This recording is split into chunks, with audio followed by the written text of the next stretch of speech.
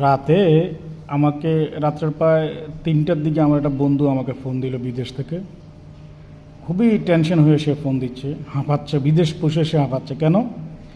সে আমাকে বলতেছে, দেশে তো থাকিস, কোনো তো খবর রাখিস না, ডক্টর মোহাম্মদ ইউনূস তো এয়ারপোর্ট দিয়ে পালাই চলে গেল। তাই বললাম, কীভাবে গেল? আমি তো জানলাম না। তুমি বিদেশে পড়ে কীভাবে জানলা?